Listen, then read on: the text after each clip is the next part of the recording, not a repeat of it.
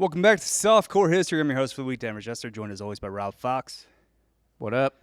And we are joined by the styling, profiling, limousine riding, jet setting, kiss stealing, wheeling and dealing son of a gun. And I'm having a hard time keeping these fucking pterodactyls down. Look at that, huh? Uncle Lazer. How we doing, boys? Is that pterodactyl leather? Yeah, no, it's extinct in fucking 47 countries. One reason, like a top 3 reason I have for cloning extinct animals is to extract their leather. Yeah, their hides. Yeah. Yeah. Oh, yeah.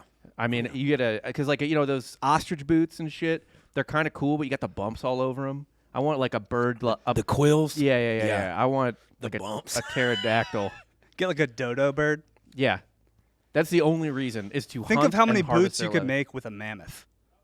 Oh, endless. You could feed a village. Whole fucking Neolithic villages were just all their clothes, all their meat from one mammoth. Just a giant blanket.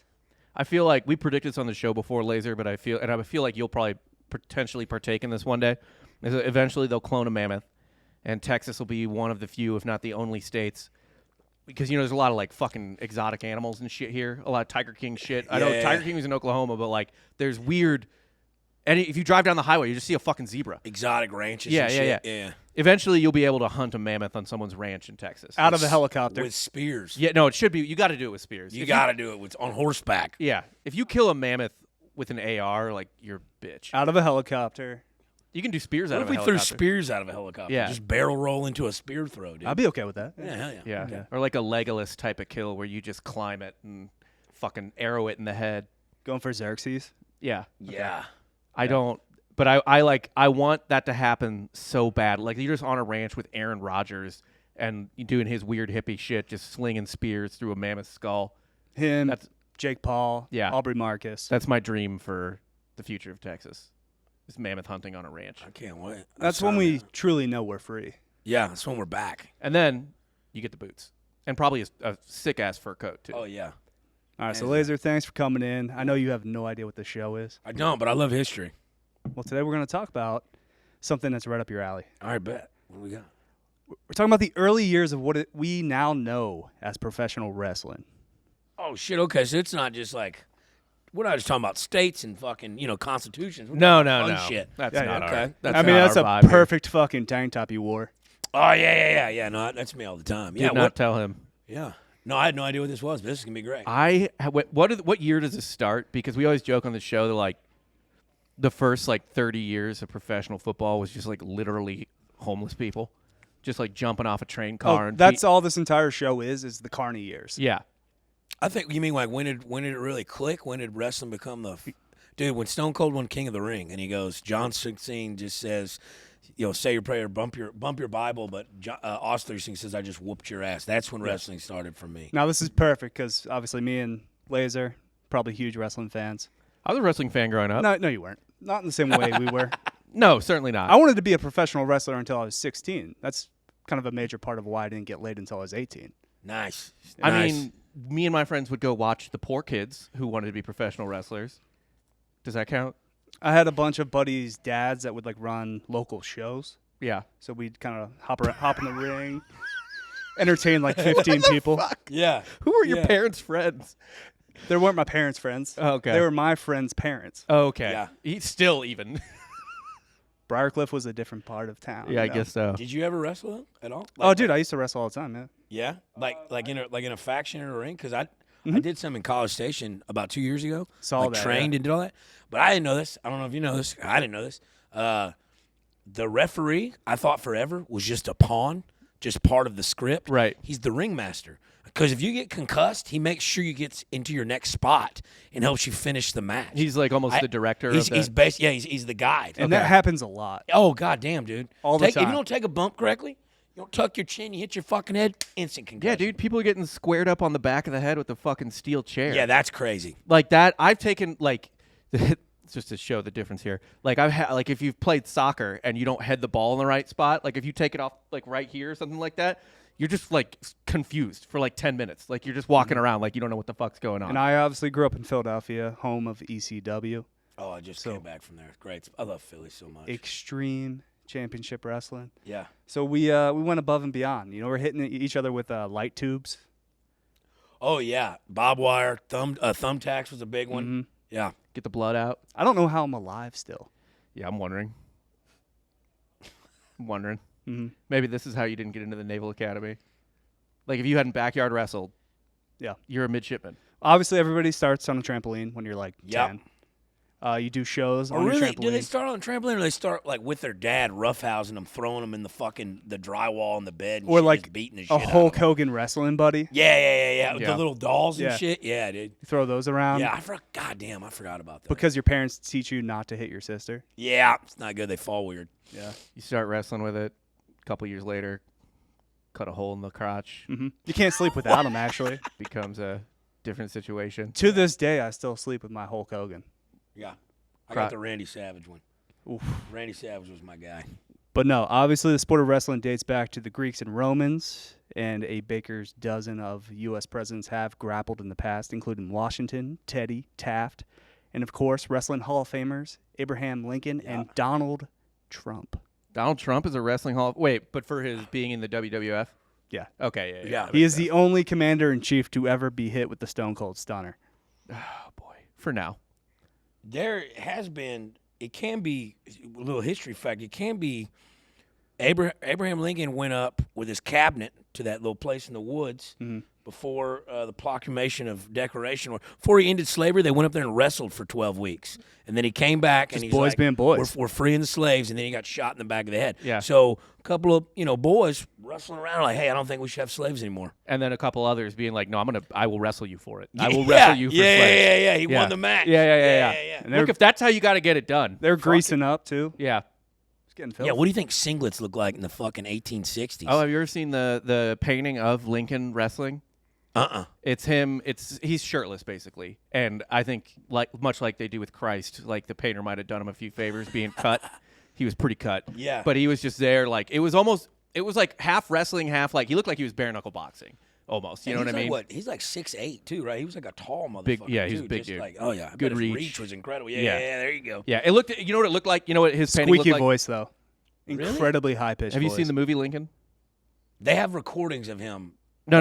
There's no. I don't think there's any recordings of him. How will we know his voice is squeaky? People wrote down what his voice sounded like, essentially. Like, Okay. he's got a high-pitched voice. Have you seen DDL, Daniel Day-Lewis, do Lincoln? Like the movie Lincoln? Yeah, I've seen it. Yeah, That's pretty dead on, Really? according to historians. Yeah. Fuck. Just kind of, I need to free the slaves. That's why I thought they could rebel. Whoa! Yeah. That's why South Carolina was like, oh, we could take this bitch. The entertainment element outside the sport really got going in France in 1830, but we're not talking about the French. We're talking about the good old US of A, and that started roughly around the Civil War, thanks to an influx of Irish, French, and German immigrants who brought over the long hair style or commercial wrestling from Europe, which was really a vessel to sell more booze at beer gardens. You need entertainment. Yeah, it's sports It entertainment. can't always be a band. No. You know what I mean? Like, No. it can't always be three fiddles. Dude, imagine Like if you went it's- out on 6th Street right now and there was just a fucking wrestling show going on. A hardcore That's match. the first bar I would go into. Yeah, Or no just holds a barred. hardcore match in the street. You know what I'm saying? Well, Just that Falls happens. count anywhere. falls count anywhere. Yeah. Pinfall. Yeah, dude. I'd be hyped to go to that bar. Like, why do we need a I would get there fucking early. band? I would be near the front. Yeah. It initially caught on in Vermont in the U.S., and the Irish Union regiments from the Green Mountain State passed on the hobby to their fellow soldiers to help pass the time between battles. Wrestling has always been for the troops, For the boys. for the boys. Long before the Intercontinental and European belts existed, though, companies had competitions to declare their champions, and they would go on to clash with other winners to see who was the king of the Yankee ring. So there'd be different competing It'd be leagues. different factions. It'd be a regional circuit. Okay, right? okay, Ric okay. Flair would go. That was what the seven. Yeah. No, that was. They would string together like this fact, but that's because Vince McMahon was the first one to go into territories and be like, "Yo, we're taking all your talent and we're gonna morph it all together." Yeah. Yes. He was the first one to nationalize make it universal. Now, Okay. this was during the Civil War, where Yeah. My bad. literally between Gettysburg and like Shiloh or something, like, oh, dude, I gotta go wrestle this dude from fucking. From C Company. Yeah. Yeah, I gotta like, take this fucking coach all the way up to go wrestle. Unfortunately, there are no detailed records on these matches, and we don't know who exactly took the crown. But after the war, soldiers took these skills on the road to compete at county fairs and touring carnivals. Do you think at every point in time during the Civil War they were like, the Union and the Southerners, the Confederates, were like, instead of doing this battle at Gettysburg, you get your best wrestler, you oil him up. You get your You champion. Guys, you guys just, we'll go for who can pin who. It's a Troy situation. That that did happen once in the middle of a battle. So yes, it did. Really? So what happened was, essentially, the Union and Confederates in some, I don't even remember what battle it was. It could have been literally any. There's thousands of battles in the Civil War, right? We know like the Big Eight or whatever. But so there was just in the middle of a firefight, and they were getting close to each other, and it got hand to hand. So they'd already been shooting into each other, killing each other, whatever. It had gotten kind of like hand to hand, and these two dudes were just like started throwing down in the middle of it. Their muskets weren't loaded, and they both, I guess, disarmed each other, and they started just like throwing hands, like full on fist fight. And everyone else around like noticed that this like knockdown, drag out fist fight was going on, Confederate and Union. Everyone stopped fighting and just watched these two beat the shit out of each other. That's incredible. I don't know if it was like the two best fighters in the unit. They're like, oh, that's Johnson. And the other guy was like, oh, goddamn, that's McGillicuddy. We got to see this shit. Yeah. But they literally, the battle stopped until the officers finally got there and were like, shoot each other. What are you doing? Brought the boys together. Yeah. Yeah, dude. Somebody just need a good dance partner. If they're just beating the fuck out of each other, I'm going to watch that. Yeah. Yeah. This is when they would really start to develop characters, backstories, costumes, and the whole predetermined aspect of pro wrestling. Obviously, this attracted just the highest class of spectators to roll through. And by that, I mean the poorest, dumbest motherfuckers possible Yeah. that were attracted by the open challenge element that most carnies would offer. Oh, Now- so you could Andrew Tate it, where you just like, yeah, I'll fight anyone. Just line up and I'll fight you one by one. That's what they would do town to town. yeah, So yeah. That's crazy. If you could last 15 minutes in the ring with the likes of the French Cyclone or Colossus, you would take home a life-changing $25. That's a lot of money back then. 15 minutes is a lot of time. Also. And so is that they're just wrestling. They're not fist fighting. Are they trying to pin each other? They're trying to beat the fuck out of each other. There's got to be a difference there, huh? A little bit of both. Okay, so there's- it was just a shoot. It no, was a shoot. It was a shoot, It was a shoot. but it might have been work too. Okay. Very rarely were the pros ever in danger of losing, but in some, Midwestern farm boy, Yeah. whose bloodline would ultimately produce generations of All-American Big Ten linemen, would come through. Just big Hay baling just motherfucker. big inbred son Yeah. of a bitch. Just fucking farm strong. The Carney promoters had a few tricks up their sleeves. They hit him with a pocket sand. They had some pocket sand on there. Almost. Rings typically had a curtain towards the back of one side where promoters would swing baseball bats to take out the challenger's legs or whack them over the head with 2x4s whenever they came That's close. assault. What? That law doesn't exist at this time. There's certain places where I feel like even like, like now you'd be like if someone like goes into a bad neighborhood and they get like fucked up, you feel bad for them, but you're like, what are you doing walking around that neighborhood in the middle of the night? Yeah, hey, Like, you what are asking for this. Yeah. Yeah. You get in that ring, there's no complaints to be made. Yeah, at you that signed point. up. Yeah. Yeah, Like, yeah. what do you think the traveling carnies were gonna do to you? You thought you were gonna get a fair fight from the guys stealing money from children who think Yeah. they're gonna win a game? Selling snake oil and such. They eventually got smart enough to take out all risks by putting on total works where the audience members they pulled were actually in on the job and part of the traveling troupe. So it is a work. Yeah. Did the other town people not know? They're like, hey, that guy doesn't live here. This is a town of 400 people. I don't know that guy. Yeah, what are you doing? Yeah. Who's this guy? Like, yeah. what? He literally doesn't live here. Oh, no, you just pay them off. Yeah. Oh, okay. Yeah. So you Oh, find. you just pay him to be a crash dummy. Just get the shit kicked out. Yeah. Okay. Like, hey, you want to make $8? Instead of losing $25, it's Yeah. like, all right, we'll give you $1. Yeah. To let us just beat the Christ out of you. Yeah. Then you're making money on like booze, admission tickets. I bet they're betting on it. Yeah. I mean, they got to That's be a huge betting on it. proponent of it, too, Yeah. is betting. That feels like a lot of innocent people lost money. Yes. Yeah. Yes. It's like every gambling commercial today, like in the NBA finals, or like it'll like the third quarter will start and they'll be like, "This is what the line was at the start. Now you can get this line." And it's just Yeah. like, "Give me your money, you fucking morons." Wrestling performers were arranged in a pyramid hierarchy of fame and money based on strictly athletic talent. The lowest were, of course, journeymen, young performers with promise and some skill, but relied heavily on showmanship to gain fans. The actual wrestlers were called shooters because of their ability to shoot or fight real matches competitively, and they were more successful but less common. And at the top were the elites, or the hookers, named for their ability to use arcane wrestling hooks to inflict damage and serious injury on the competition. What does that mean? Forgive me. I'm the Just only like non-combat sport fan here. Kind of get in under your shoulder. Okay. Hook in. Hook in and just do whatever you want? Yeah. Okay. Did they have moves yet? Like signature? Yeah, when does the suplex and the power bomb and everything come into terminology-wise? We'll get to that. Oh, Okay. shit. Yeah. All right, I'm rushing it. This is also the time when much of pro wrestling slang and lingo developed, like kayfabe, which meant keeping the worked aspect of the business a secret at all times. Yeah. So if you're in the public eye, you don't break character. It's real to me, damn it. So if you're just trying to get a sandwich and someone's like, "Oh, you're Randy Savage," you have to be like, "God damn it," and just like hit yourself in the throat once and be like, "Hey, brother." Snap into a Slim Jim. Yeah. Yeah. Like, I really just wanted to have lunch, man. Fuck. Like your rivals, you couldn't hang out with them. Okay. No friends. No friends. Like, no one could see you be friends. Yeah. You do. If you're the Undertaker, you just got to act like a dead man. Kane is just throws the mask on I real know. quick. He can't be, Well, mayor. they didn't know what he looked like in outside Tennessee. the mask, right? Yeah, so I mean, For years. yeah. I had no idea. I thought there was 2 Canes too, right? Really? I think so. No. Like the current mayor in Tennessee of Knoxville, he was the second Kane. I thought there was a Kane before him. No, I thought he was always no, the it was Undertaker's always Kane. brother. Yeah, he's always Undertaker's brother. Thought it was always his biological brother from beginning to end. That he lit on fire and buried alive. Yeah. Yeah. Brothers fight. See, that is a kayfabe. Brothers fight. Brothers fight. That's real. I'm pretty sure that's loosely based, or what was loosely based for the Hound and the Mountain on Game of Thrones was the hierarchy of the Undertaker and Kane's. I mean, I think so. I think George R. 100%. Martin steals everything. fuck yeah. Yeah, that tracks. He wrote it during that time. It was the Attitude Era, dude. He wrote it during the fucking Attitude Era. And by the way, kind of similar looking. Like the Hound looks like Kane. You put a mask on the Hound, They're both giants. that's Kane. Yeah. Yeah.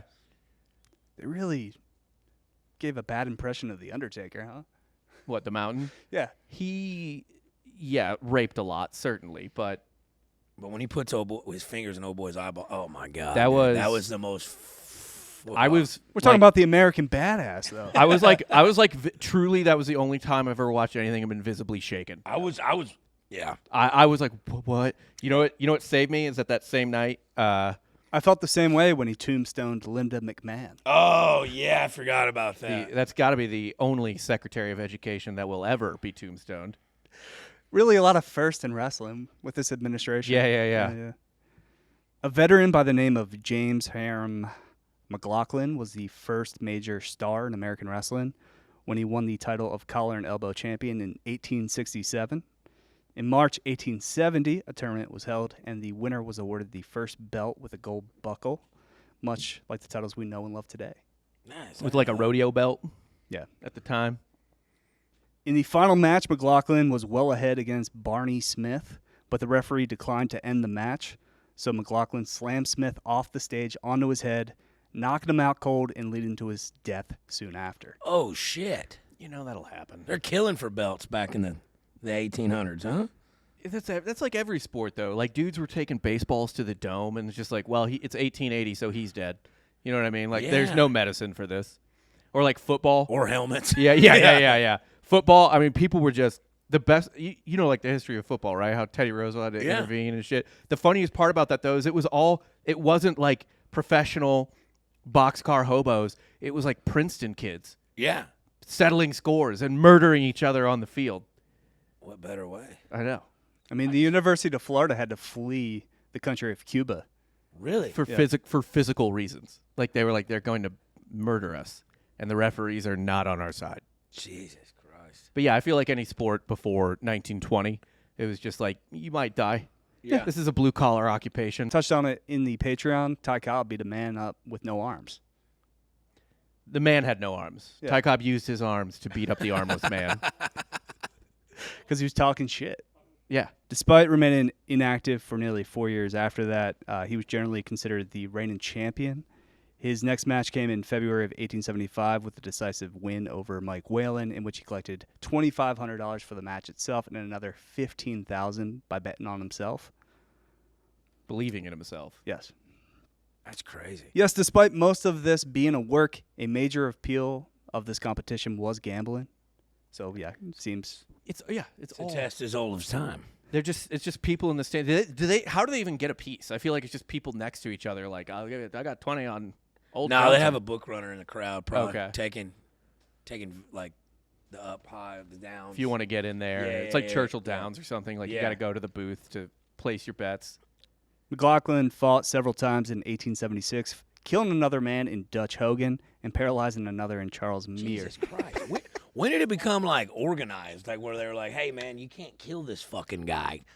There's no rules back then. Like it just in life. That's literally no holds bar back Yeah, then. yeah, yeah, dude. no I mean, shit. seriously. Well, it got to the point that McLaughlin publicly declared his intentions to restrict his future fights to collar and elbow rules exclusively, rather than the anything goes style that led to those in-ring deaths.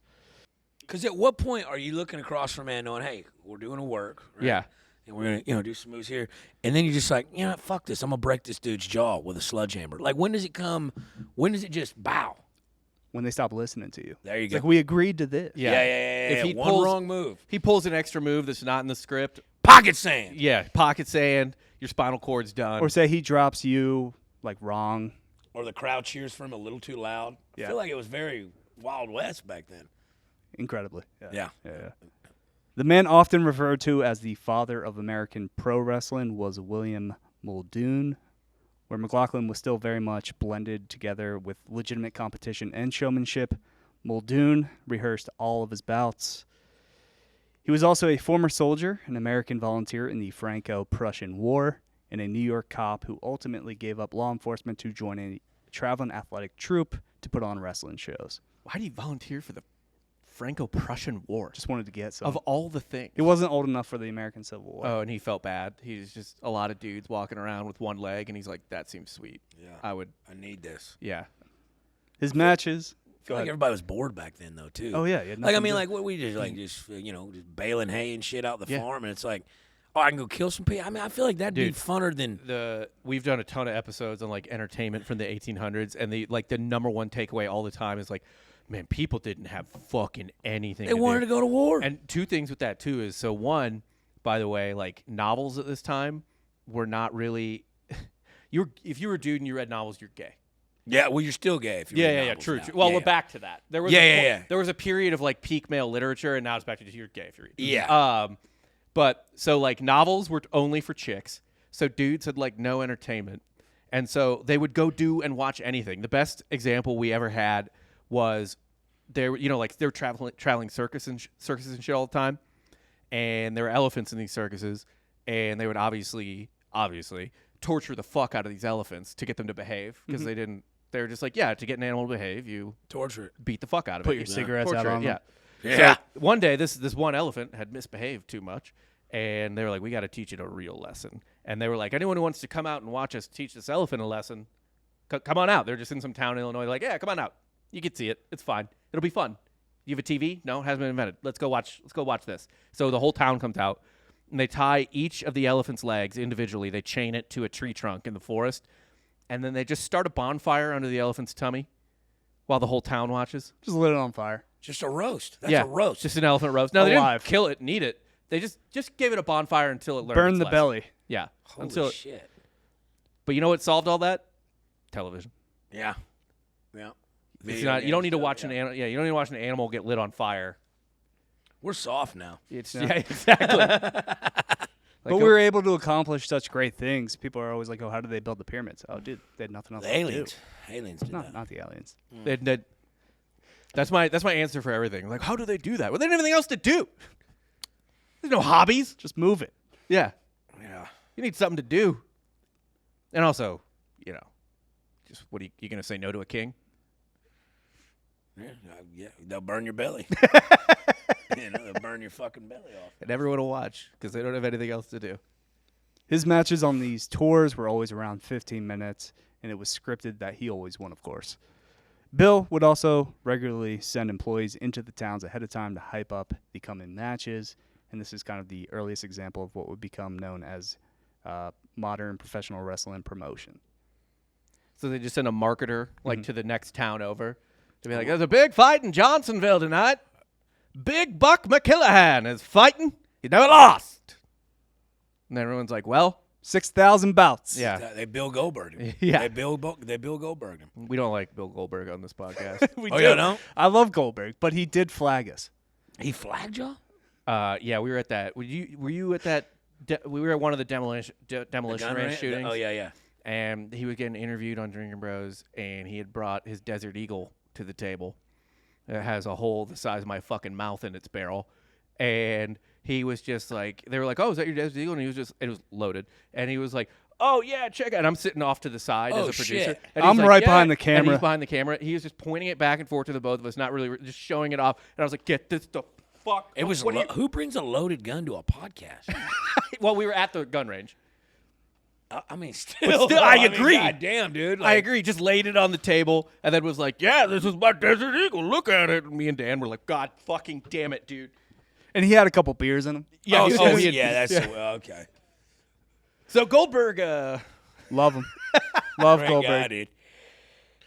We'll never forget him versus Lesnar at WrestleMania. Oh God, yeah, we should though. We should. Man, That's an example of when you didn't want to kind of cave to the other guy. They would have killed each other in the 1800s. well, I heard something too, like with Brock Lesnar and Undertaker, like he knocked him out when he fucking suplexed him or F5'd him on that.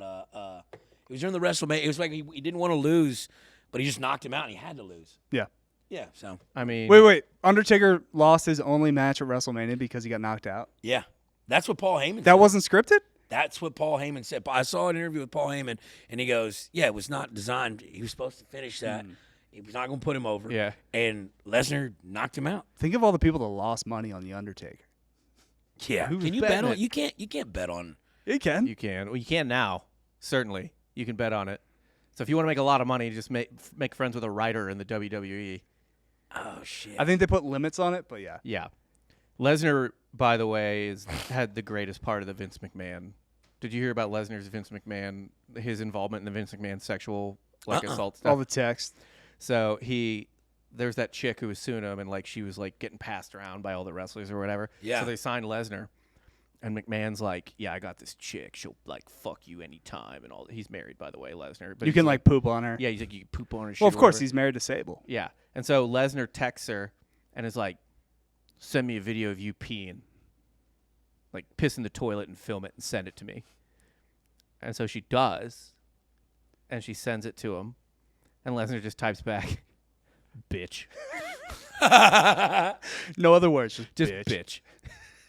That's awesome. That's all I could think of when I look at Brock Lesnar or his daughter, who is a national champion shot putter. Spitting image Yep. of him. Oh, boy. Identical. Yeah.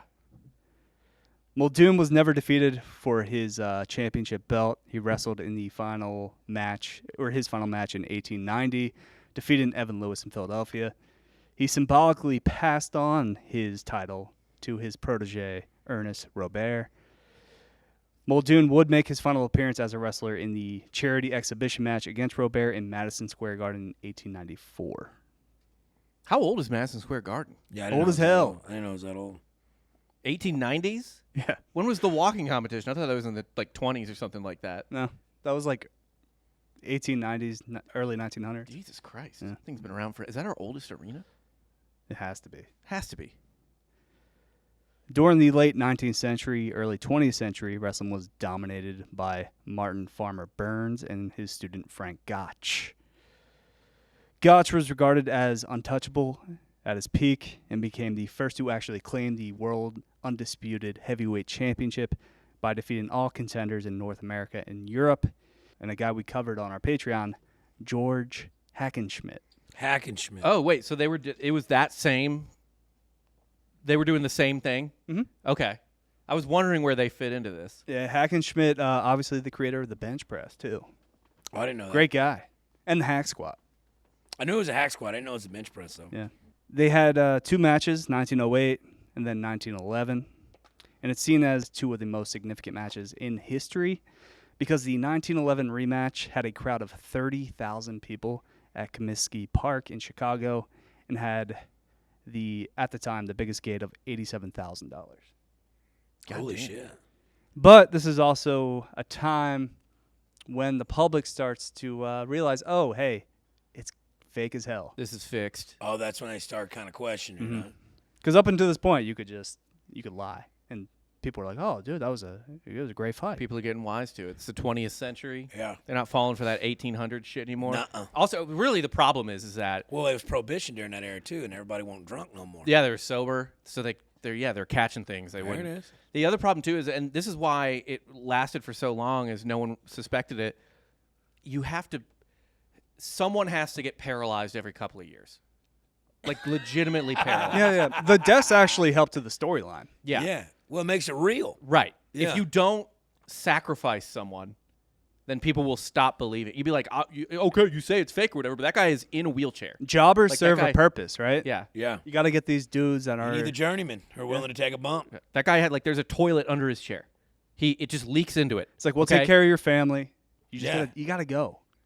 I'm sorry, we got to break your neck.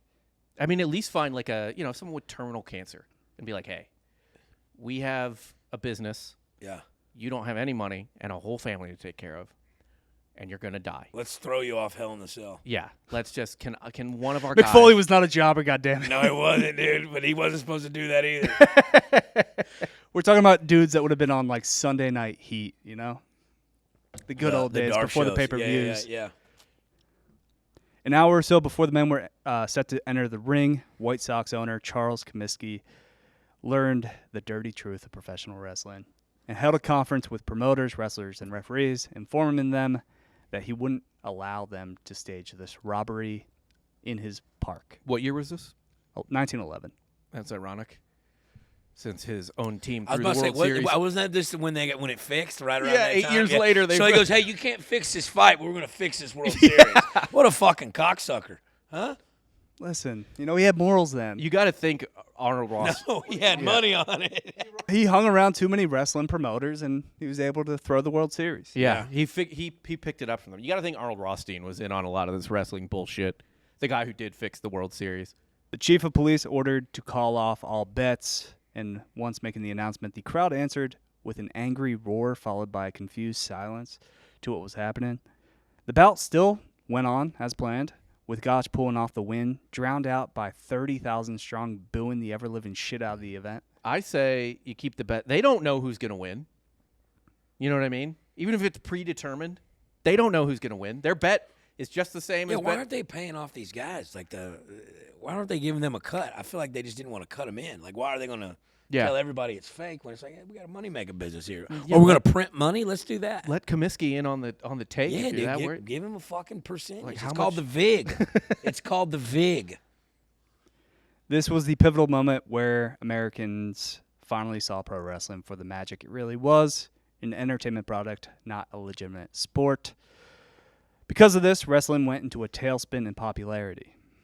That was until the Gold Dust Trio came around in the Roaring 20s and saved the day. Look, people wanted entertainment. That was the first entertainment boom in America. Like mass media. That was the radio. Everyone they didn't care if it was fake or real at that point. They're bored. Yeah.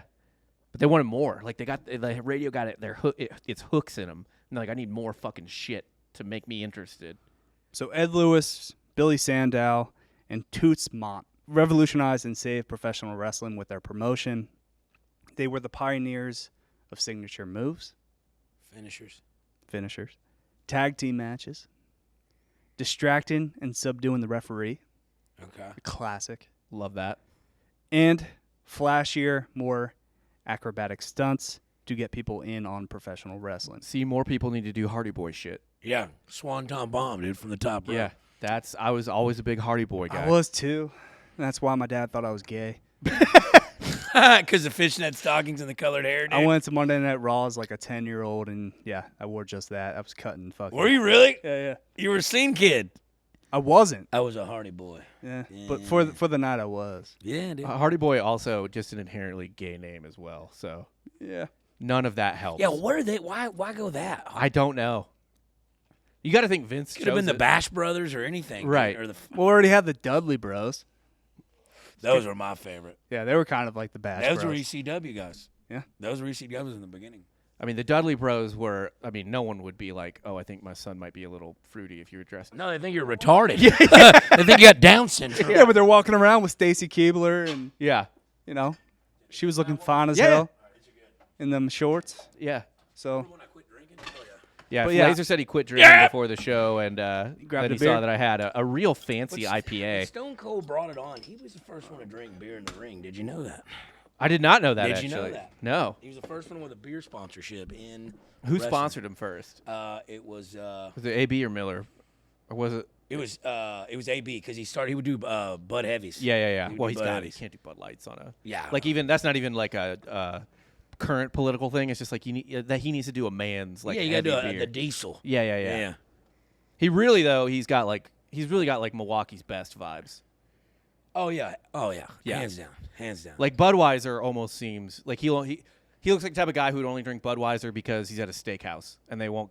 That's all they got. yeah, exactly.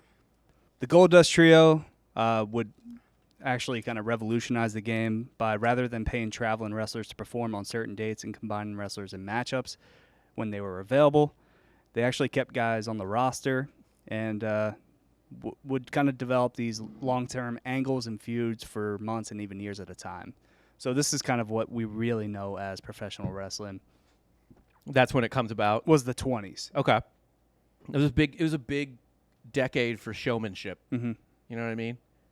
And then obviously they kind of break off to different promotions.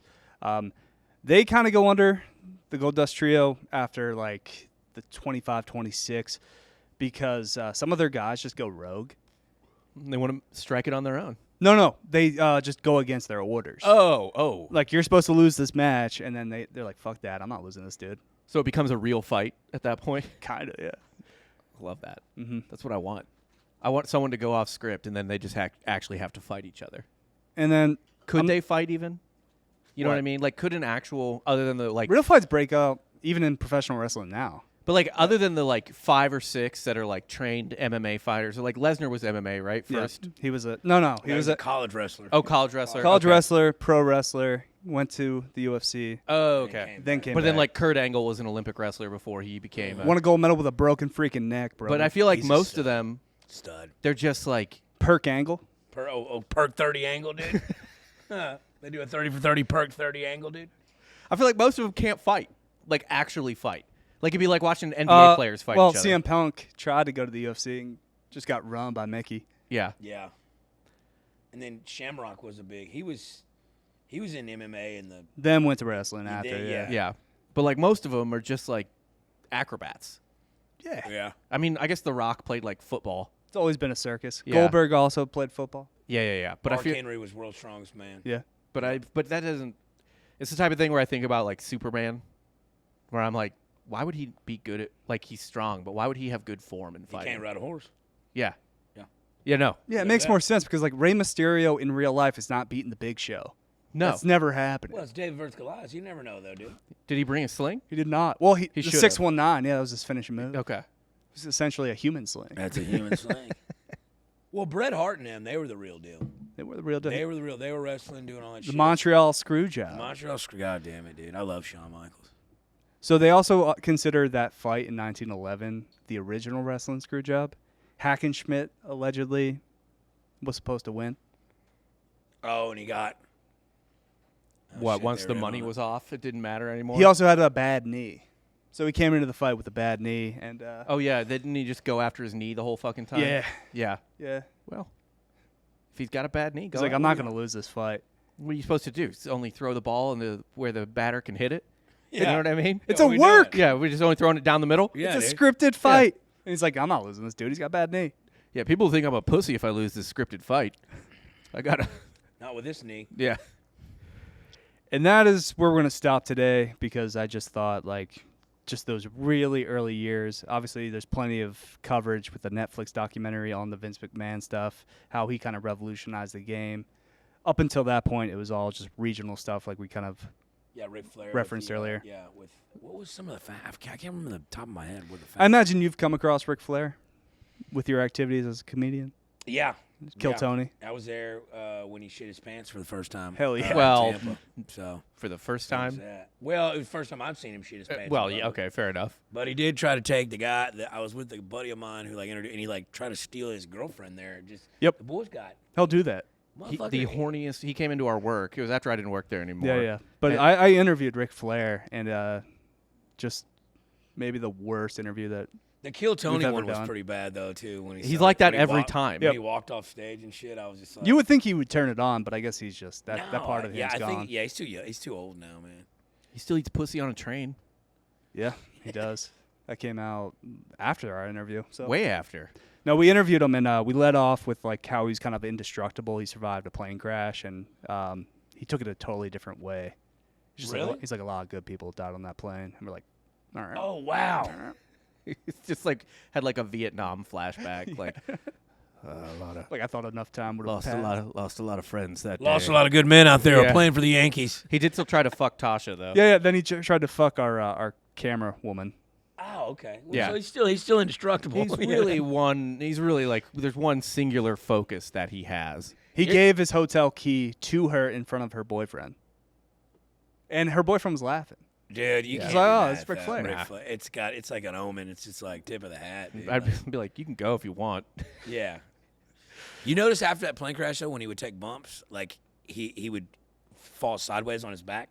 He would not fall flat, like Directly on the back. Like directly take Yeah. a bump. The correct. If you notice when he gets suplexed or he gets thrown, he leans. Also, if you ever go back and actually watch old school Ric Flair matches, very rarely does he do anything other than get on his knees and like Yeah. argue not to hit him. Yeah. Yeah. That's a big part of it, and then a low blow. Well, that was the same thing with Hogan. Like, doing the Hulkamania when he get hit and like wouldn't sell it. Same shit. It Yeah. was just they had that little. That was a thing in like the '80s and early '90s, like where they would have that, like showmanship. I guess you know what I'm saying. I just like that Ric Flair's thing was like Please don't hit me. falsely waving a white flag And and then then just low pulling blow. a gun Pocket out. save. Yeah. It's like somebody call an ambulance. Not for me. Not for me though. Yeah. Yeah, he was the original. And, Look if it works. I would just be like, that was before my time. Like I grew up in like the Stone Cold, the Rock era. Yeah. I feel like as a child watching that, I would be like, what do you know what he's gonna do, right? Like he's not surrendering to you. Yeah. How can you possibly not see this coming, Jake the Snake or whoever the fuck was fighting Yeah. him? Like for the love of God, just kill him. I don't think I would have gotten into wrestling if I grew up in like the Ric Flair era. Like, he was too. I mean, he obviously wrestled well his promos beyond his were prime. legendary, though. I mean. Yeah, of course. I mean, if you don't know any better, He's gonna take it then to that's Splash the best Mountain. thing you've ever seen. Yeah. But if you compare the eras, that Stone Cold Attitude Era, The Rock, That all was that the stuff, it doesn't get topped. No, It it was was- pinnacle. It was the best villains too, Yeah. like by far, like actual hateable people. Yep. Who were even the villains of Ric Flair's era? Roddy Piper. Okay, Piper was good, right? the heels. Ric Flair was a heel. He was. He was the guy. Okay, No one's cheering for Ric Flair really. until he just becomes a legend Because eventually. he's in there in every local town, fucking everybody's wife. Yeah, no you know? shit. He's just like, hey, you ever been with a fake fighter before? Here's my hotel key. I just can't imagine he actually lays good pipe either. No. I heard he's hung as a horse. Like, he slaps people on the chest. Yeah, That's what he does. He just squack. It's all for him though. Is that his party You know what I trick? mean? He just Like- whips it He just out. whips it out and knocks over martini glasses and shit. I hope so. What a guy. What a fucking guy. What did you guys learn today? Hack squat only invented the bench press. You did, yeah. Hackenschmidt invented the bench press. Hackenschmidt. What about you? I just like that the Civil War gave us two of our pastimes. Because baseball blew up in the Civil War, and fucking so did pro wrestling, apparently. Yeah. I mean, if I had nothing else to do, and lived in a small town, I would again, I'm going to see it. yeah. What else is there to do? Yeah. And Like- pro wrestling came out of real wrestling kind of being too boring. Yeah. It's like an MMA fight where they're just grappling the whole Yeah, time. you don't want to see that. You No, want to see the little theatrics. Yeah. Mm-hmm. Makes sense. And then it was kind of getting washed by baseball and horse racing.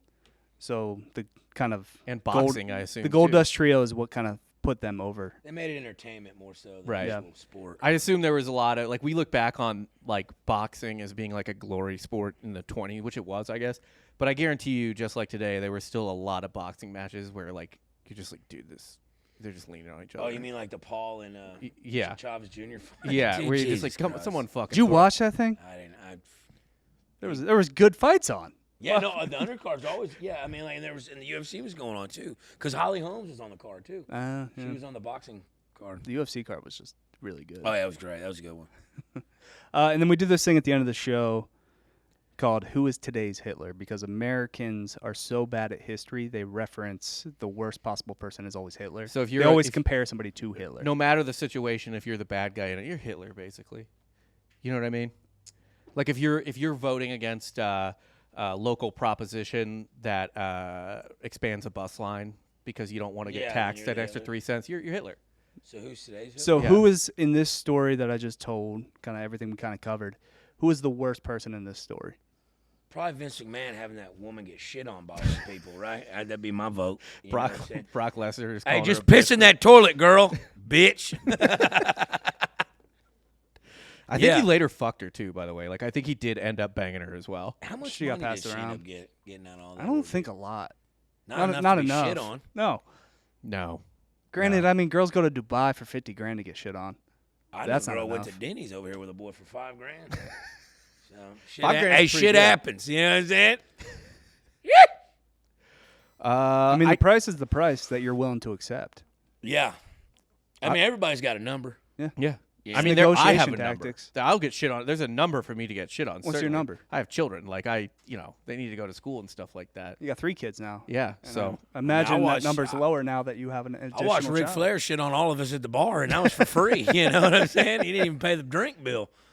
Oh, he bounced. Oh, he shit on himself. You got to go. Yeah. You can't stay here, Yeah. bud. Leave the card, though. Yeah, I mean, yeah. Leave a fucking $100 tip or something. does he have that type of money though? Ric Flair right now? Dude, he's killing it. With them energy drinks, all the bullshit.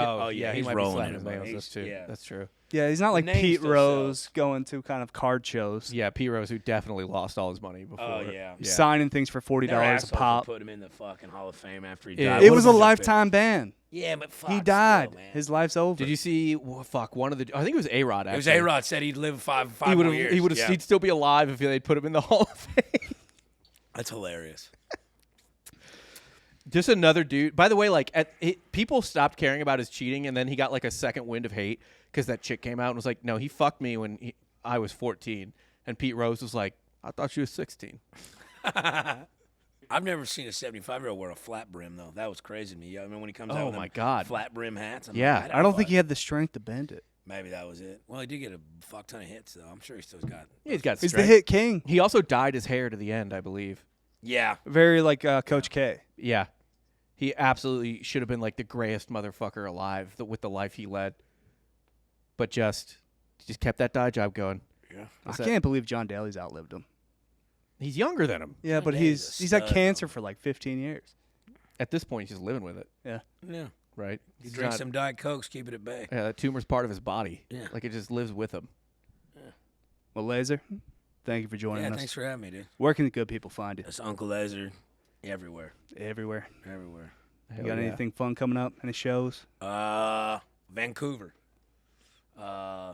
July 31st through August 2nd. They're letting you in Canada? Barely. Yeah, we're getting there. Yeah. They're not as strict as they are with letting people in. Yeah. Just letting out. You need to, if they check you on the way in, you need to have like several fucked up memes at the front of your thing. Did you see that Norwegian? Oh, yeah. You need to just have like a JD Vance meme at the front just to see if they let you back in. Yeah. No, 100%. Yeah, Canada's where they won't let you take your merch in. You have to like clear your merch, like declare it as like income. It's weird, but yeah, I'm just gonna go up there with horse and saddle from Hell yeah. fucking Oregon, and we'll figure it out. There you go. Nice. Well, make sure to check out the Patreon, patreon.com/softcorehistory, where you get 2 additional episodes every week, Wednesday and Friday. And yeah, Lazer, thanks for joining. For Rob Fox, Uncle Always Lazer, here. I'm Dan Regester. You just got sauce served.